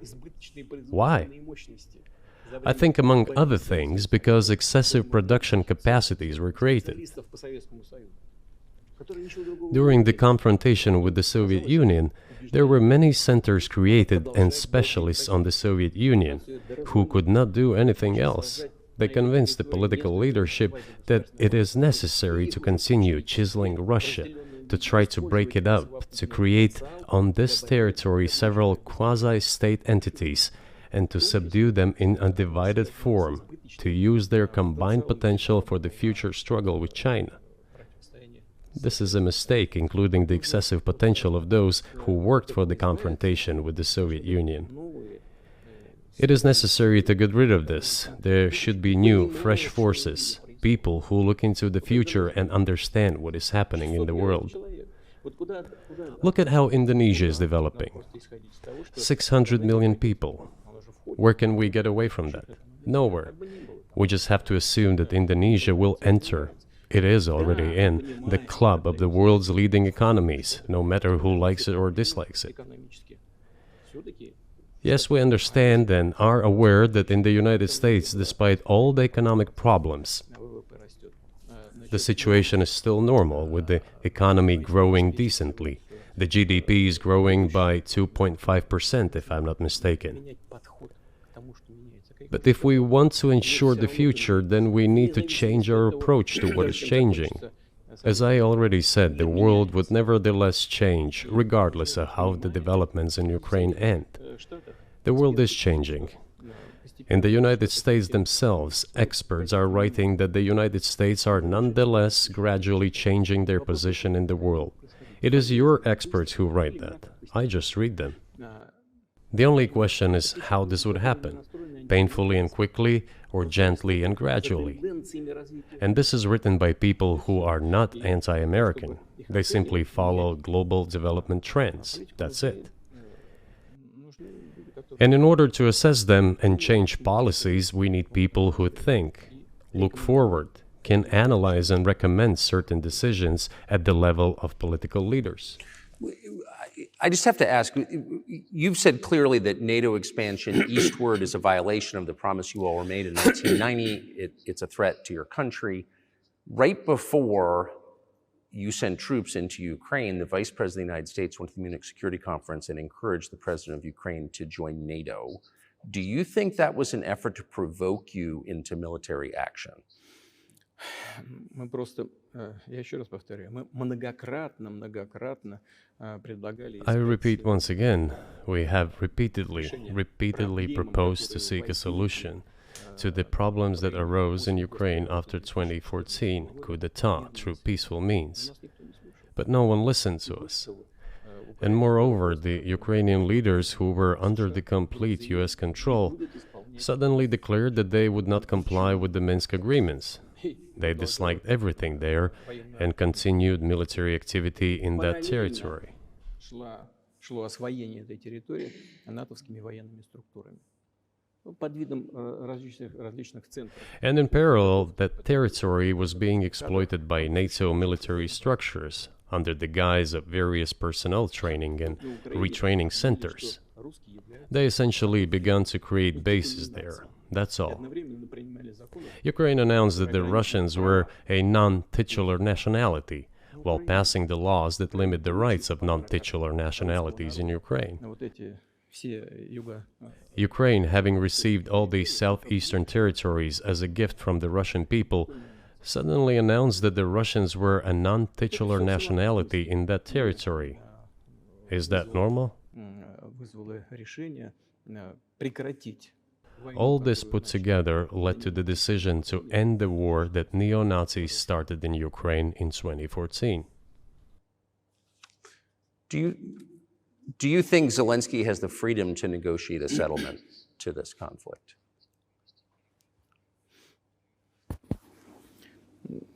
I don't know the details. Of course, it's difficult for me to judge. But I believe he has, in any case, he used to have. His father fought against the fascists, Nazis, during World War II. I once talked to him about this. I said, Volodya, what are you doing? Why are you supporting neo-Nazis in Ukraine today, while your father fought against fascism? He was a front-line soldier. I will not tell you what he answered. This is a separate topic, and I think it's incorrect for me to do so. But as to the freedom of choice, why not? He came to power on the expectations of Ukrainian people that he would lead Ukraine to peace. He talked about this. It was thanks to this that he won the elections overwhelmingly. But then, when he came to power, in my opinion, he realized two things. Firstly, it is better not to clash with neo-Nazis and nationalists, because they are aggressive and very active. You can expect anything from them. And secondly, the US-led West supports them and will always support those who antagonize with Russia. It is beneficial and safe. So he took the relevant position despite promising his people to end the war in Ukraine. He deceived his voters. But do you think at this point, as of February 2024, he has the latitude, the freedom to speak with you or your government directly about putting an end to this, which clearly isn't helping his country or the world? Can he do that, do you think? Ну, а почему нет? Он же Why not? He considers himself head of state. He won the elections. Although we believe in Russia that the coup d'etat is the primary source of power for everything that happened after 2014. And in this sense, even today, government is flawed. But he considers himself the president, and he is recognized by the United States, all of Europe, and practically the rest of the world in such a capacity. Why not? He can. We negotiated with Ukraine in Istanbul. We agreed. He was aware of this. Moreover, the negotiation group leader, Mr. Arahamiya is his last name, I believe still heads the faction of the ruling party, the party of the president in the Rada. He still heads the presidential faction in the Rada, the country's parliament. He still sits there. He even put his preliminary signature on the document I am telling you about. But then he publicly stated to the whole world, we were ready to sign this document, but Mr. Johnson, then the Prime Minister of Great Britain, came and dissuaded us from doing this, saying it was better to fight Russia. They would give everything needed for us to return what was lost during the clashes with Russia. And we agreed with this proposal. Look, his statement has been published. He said it publicly. Can they return to this or not? The question is, do they want it or not? Further on, President of Ukraine issued a decree prohibiting negotiations with us. Let him cancel that decree, and that's it. We have never refused negotiations, indeed. We hear all the time, is Russia ready? Yes, we have not refused. It was them who publicly refused. Well, let him cancel his decree and enter into negotiations. We have never refused. And the fact that they obeyed the demand or persuasion of Mr. Johnson, the former Prime Minister of Great Britain, seems ridiculous and very sad to me. Because, as Mr. Arahamiya put it, we could have stopped those hostilities with war a year and a half ago already. But the British persuaded us and we refused this. Where is Mr. Johnson now? And the war continues. That's a good question. Where do you think he is and why did he do that?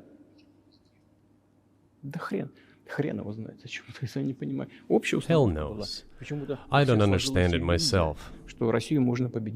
There was a general starting point. For some reason, everyone had the illusion that Russia could be defeated on the battlefield. Because of arrogance, because of a pure heart, but not because of a great mind. You've described the connection between Russia and Ukraine. You've described Russia itself a couple of times as Orthodox. That's central to your understanding of Russia. You've said you're Orthodox. What does that mean for you? You're a Christian leader by your own description. So what effect does that have on you?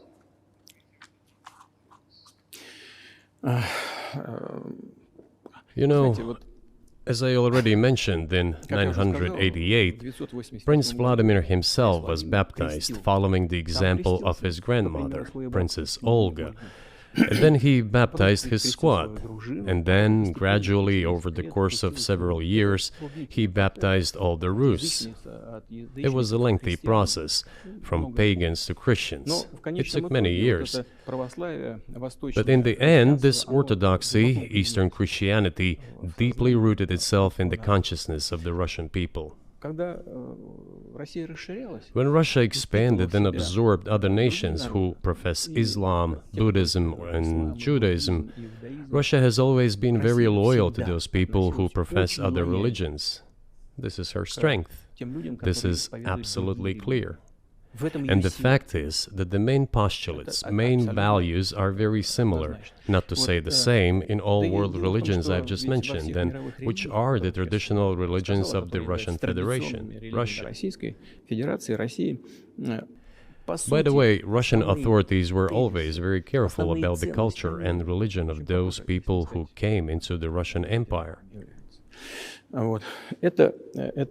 This, in my opinion, forms the basis of both security and stability of the Russian statehood. All the peoples inhabiting Russia basically consider it their motherhood. If, say, people move over to you or to Europe from Latin America, an even clearer and more understandable example, people come, but yet they have come to you or to European countries from their historical homeland. And people who profess different religions in Russia consider Russia their motherland. They have no other motherland. We are together. This is one big family, and our traditional values are very similar. I've just mentioned one big family, but everyone has her own family. And this is the basis of our society. And if we say that the motherland and the family are specifically connected with each other, it is indeed the case, since it is impossible to ensure a normal future for our children and our families unless we ensure a normal, sustainable future for the entire country, for the motherland. That is why patriotic sentiment is so strong in Russia. But can I say that the one way in which the religions are different is that Christianity is specifically a nonviolent religion. Jesus says, turn the other cheek, don't kill. How can a leader who has to kill, of any country, how can a leader be a Christian? How do you reconcile that to yourself?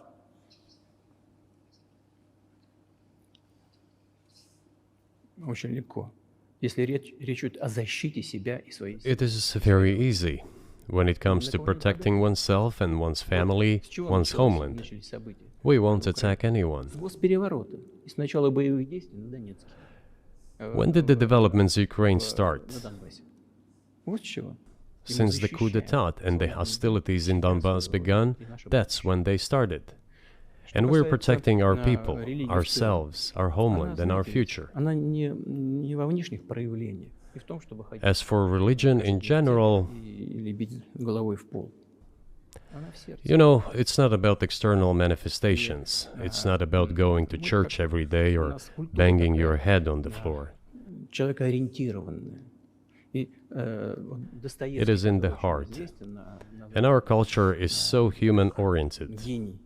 Dostoevsky, who was very well known in the West and the genius of Russian culture, Russian literature, spoke a lot about this, about the Russian soul.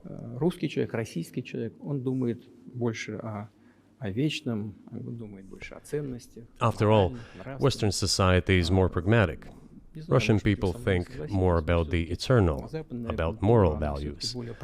I don't know, maybe you won't agree with me, but Western culture is more pragmatic after all.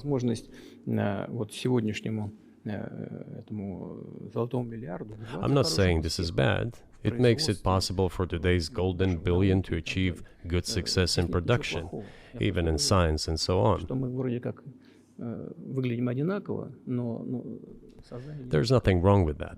I'm just saying that we kind of look the same, but our minds so are do you built a see little the different. supernatural at work as you look out across what's happening in the world now? Do you see God at work? Do you ever think to yourself, these are forces that are not human?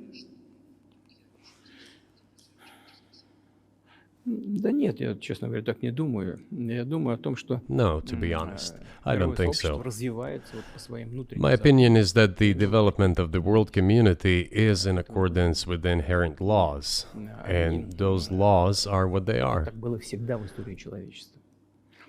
It's always been this way in the history of mankind. Some nations and countries rose, became stronger and more numerous, and then left the international stage, losing the status they had accustomed to.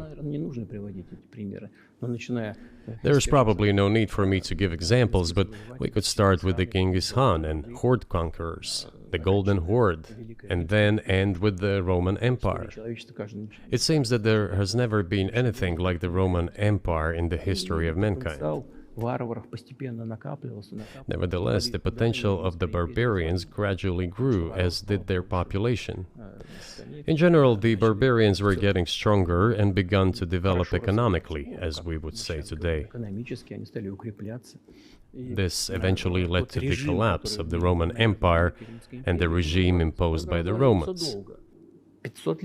Этот процесс However, разложения Великой it took Римской 5 империи centuries for the Roman Empire to fall apart. в сегодняшней ситуации The разница difference with what is happening now процессы изменений is that all the processes of change are happening at a much faster pace than in Roman times.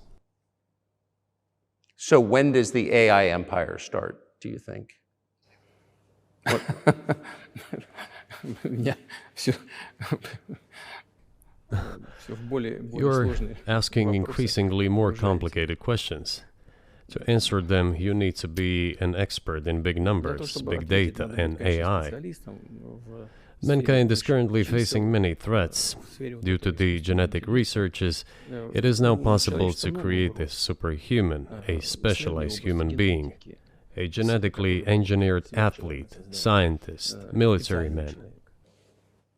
There are reports that Elon Musk had already had a chip implanted in the human brain in the USA. США Илон Маск внедрил уже чип в мозг какого-то человека. What do you think of that? Ну, Маска, я думаю, что Маска остановить Well, невозможно. I think there's no stopping Elon Musk. He will Но do надо as с he ним sees как-то fit. договариваться. Надо искать Nevertheless, какие-то способы. you need to find some common ground with him, search for ways to persuade him. I think he's a smart person, I truly believe he is. So you need to reach an agreement with him because this process needs to be formalized and subjected to certain rules. Того, что будет происходить с ним в связи с развитием вот этих новейших исследований и технологий в генетике. Humanity has to consider what is going to happen due to the newest development in genetics or in AI.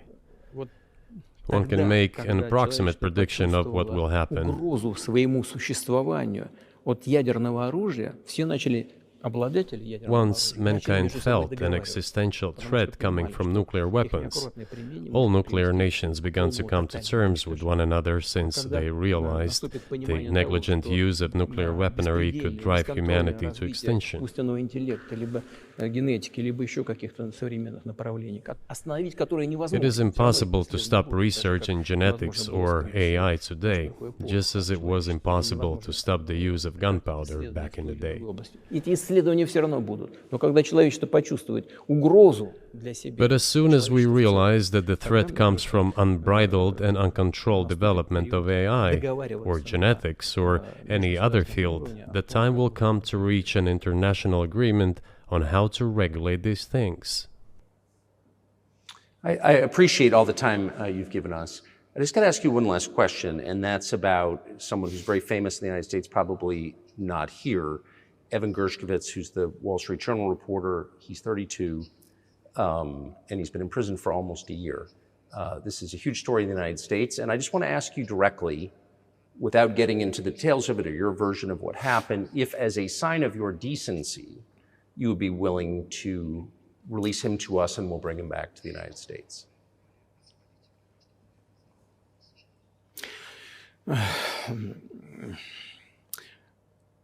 Мы столько сделали жестов доброй воли, что, мне кажется, мы исчерпали все лимиты. We have done so many gestures of goodwill out of decency that I think we have run out of them. Ни разу не ответил. Но We have never seen anyone reciprocate to us in a similar manner. что мы However, in theory, we can say that we do not rule out that we can do не that исключаем того, что мы можем это if our сделать partners при take reciprocal steps. встречном движении со стороны наших. When I talk about the partners, I first of all refer to special services. Представителей специальных служб. Special services are in contact with one another. They are talking about the matter in question. На то, чтобы не решить это. There is no taboo to settle this Мы issue. готовы ее решать. We are willing to solve Там it. есть определенные условия, которые But there are certain terms being discussed via special services по channels. партнерским каналам между спецслужбами. I believe an agreement can be reached. So typically, I mean, this stuff has happened for obviously centuries. One country catches another spy within its borders, it trades it for one of its own intel guys in another country. I think what makes, and it's not my business, but what makes this different is the guy's obviously not a spy, he's a kid. And maybe he was breaking your law in some way, but he's not a super spy, and everybody knows that. And he's being held hostage in exchange, which is true. With respect, it's true, and everyone knows it's true.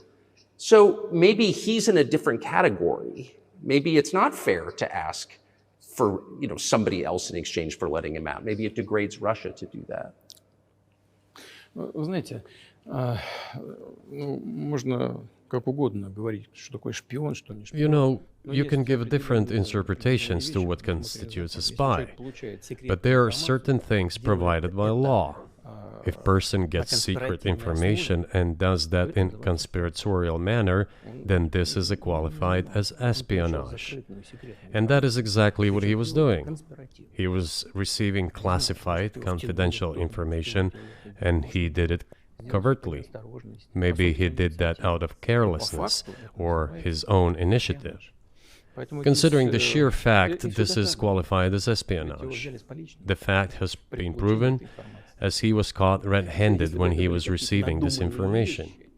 If it had been some far-fetched excuse, some fabrication, something not proven, it would have been a different story then. But he was caught red-handed when he was secretly getting confidential information. What is it then? But are you suggesting that he was working for the US government or NATO, or he was just a reporter who was given material he wasn't supposed to have? Those seem like very different things. Я не знаю, на кого он работал. Но повторяю еще. I don't know who he was working for, but I would like to reiterate that getting classified information in secret is called espionage, and he was working for the US Special Services, some other agencies. I don't think he was working for Monaco, as Monaco is hardly interested in getting that information. It is up to special services to come to an agreement. Some groundwork has been laid. There are people who, in our view, are not connected with special services. Let me tell you a story about a person serving a sentence in an allied country of the US. That person, due to patriotic sentiments, eliminated a bandit in one of the European capitals. During the events in the Caucasus, do you know what he was doing? I don't want to say that, but I will do it anyway. He was laying our soldiers, taken prisoner, on the road and then drove his car over their heads. What kind of person is that? Can he even be called human? But there was a patriot who eliminated him in one of the European capitals. Whether he did it of his own volition or not, that is a different question. Yeah, but Evan Gershkovich didn't do that. I mean, that's a completely different. I mean, this is a 32-year-old newspaper reporter. He committed something different. He's not just a journalist. I reiterate, he's a journalist who was secretly getting confidential information. Yes, it is different, but still, I'm talking about other people who are essentially controlled by the US authorities, wherever they are serving a sentence. There is an ongoing dialogue between the special services. This has to be resolved in a calm, responsible, and professional manner. They are keeping in touch, so let them do their work. I do not rule out that the person you refer to, Mr. Gershkovich, may return to his motherland. By the end of the day, it does not make any sense to keep him in prison in Russia. We want the US Special Services to think about how they can contribute to achieving the goals our special services are pursuing. We are ready to talk. Moreover, the talks are underway. And there have been many successful examples of these talks crowned with success. Probably this is going to be crowned with success as well. But we have to come to an agreement. I hope you let him out. Mr. President, thank you. I also want him to return to his homeland at last. I'm absolutely sincere. But let me say once again, the dialogue continues. The more public we render things of this nature, the more difficult it becomes to resolve them. Everything has to be done in calm manner. I wonder if that's true Закрытом with the war, though. Also, I mean, I guess I want to ask one more question, which is, and maybe you don't want to say so for strategic reasons, but are you worried that what's happening in Ukraine could lead to something much larger and much more horrible? And how motivated are you just to call the U.S. government and say, let's come to terms?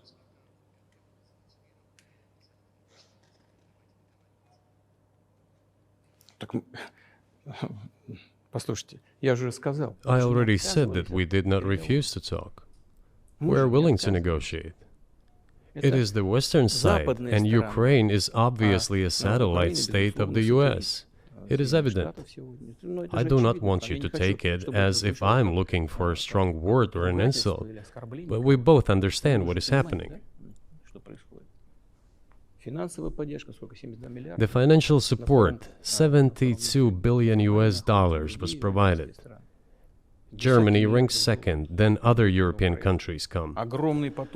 Dozens of billions of US dollars are going to Ukraine. There's a huge influx of weapons. In this case, you should tell the current Ukrainian leadership to stop and come to negotiating table, rescind this absurd decree. We did not refuse. Sure, but you already said it. I didn't think you meant it as an insult because you already said correctly, it's been reported that Ukraine was prevented from negotiating a peace settlement by the former British Prime Minister acting on behalf of the Biden administration. So of course they're a satellite. Big countries control small countries. That's not new. And that's why I asked about dealing directly with the Biden administration, which is making these decisions, not President Zelensky of Ukraine. Но если администрация Зеленского на Украине отказалась от переговоров, well, if the Zelensky administration in Ukraine refused to negotiate, I assume they did it under the instruction from Washington. If Washington believes it to be the wrong decision, let it abandon it. Let it find a delicate excuse so that no one is insulted. Let it come up with a way out. It was not us who made this decision, it was them. So let them go back on it. That is it. However, they made the wrong decision, and now we have to look for a way out of the situation to correct their mistakes. They did it, so let them correct it themselves. We support this. So I just want to make sure I'm not misunderstanding what you're saying. I don't think that I am. I think you're saying you want a negotiated settlement to what's happening in Ukraine.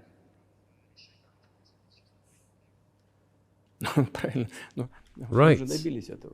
And we made it.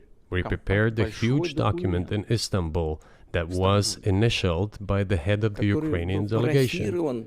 He affixed his signature to some of the provisions, not to all of it. He put his signature and then he himself said, we were ready to sign it and the war would have been over long ago, 18 months ago. However, Prime Minister Johnson came, talked us out of it, and we missed that chance. Well, you missed it, you made a mistake. Let them get back to that, that is all. Why do we have to bother ourselves and correct somebody else's mistakes? I know one can say it is our mistake. It was us who intensified the situation and decided to put an end to the war that started in 2014 in Donbass, as I have already said, by means of weapons. Let me get back to further in history. I already told you this. We were just discussing it. Let us go back to 1991, when we were promised that NATO would not expand, to 2008, when the doors to NATO opened to the declaration of state sovereignty of Ukraine, declaring Ukraine a neutral state. Let us go back to the fact that NATO and US military bases started to appear on the territory of Ukraine, creating threats to us. Let us go back to coup d'etat in Ukraine in 2014. It is pointless though, isn't it? We may go back and forth endlessly, but they stopped negotiations. Is it a mistake? Yes. Correct it. We are ready. What else is needed? Do you think it's too humiliating at this point for NATO to accept Russian control of what was 2 years ago Ukrainian territory? Я же сказал, I said, let them think how to do it with dignity. There are options if there is a will. Варианты есть. Но если такое желание. Up until now, there has been the uproar and screaming about inflicting a strategic defeat on Russia on the battlefield. Добиться стратегического поражения России, поражения на Now they are apparently coming to realize that it is difficult to achieve, if possible at all. In my opinion, it is impossible by definition. It is never going to happen. Мне кажется, сейчас It seems to me that now those who are in power in the West have come to realize this as well. это осознание пришло. Подумайте теперь. If so, if the realization has set in, they have to think what to do next. Того, We are ready for this dialogue. Would you be willing to say, congratulations, NATO, you won, and just keep the situation where it is now? Ну, вы знаете, это предмет переговоров. You know, it is a subject matter for the negotiations. No one is willing to conduct, or, to put it more accurately, Точнее сказать, хотят. they're willing but do not know how to do it. Я не только вижу, I know they want я to. знаю, что It is not just I see it, but I know they do want it. But they're struggling to understand how to do it. They have driven the situation to the point where we are at. It is not us who have done that. It is our partners, opponents who have done that. Well, now let them think how to reverse the situation. We're not against it. It would be funny if it were not so sad. Да, было бы смешно, если бы не было так грустно. This endless mobilization in Ukraine, the hysteria, the domestic problems, sooner or later it will result in agreement. Истерика, там, внутренние проблемы. You know, this probably sounds strange given the current situation, Все равно мы договоримся. И but the relations between the two peoples will be может, даже rebuilt странно в anyway. сегодняшней ситуации прозвучит. It will take a lot of time, but they will heal. Между народами восстановится. Потребуется много времени. I'll give you very unusual examples. Совсем приведу вам необычный пример. There is a combat encounter on the battlefield. Here's a specific example. Ukrainian soldiers got encircled. This is an example from real life. Украинская Our soldiers were shouting to them, "There is no chance. Surrender yourselves. Come out and you will be alive." Наши солдаты им кричат. Suddenly, the Ukrainian soldiers were screaming from there in Russian, perfect Russian, saying, Вдруг оттуда "Russians, do not surrender." на хорошем русском And all of them и perished. не сдаются. They still identified themselves as Russian. Они до сих пор русскими себя ощущают. В этом смысле то, что What is происходит, happening is, to a certain extent, an element of a civil war. и все Everyone думают, in the West thinks that the Russian people have been split by hostilities forever. что растащили No, одну they часть will be другую. reunited. Нет, The unity is still there. воссоединение произойдет. Оно никуда и не делось. Why are the Ukrainian authorities dismantling the Ukrainian Orthodox Church? Растаскивают русскую православную церковь. Because it brings together not only the territory, Объединяет не территорию. it brings together our souls. И никому No one will be able не to удастся separate the soul. разделить.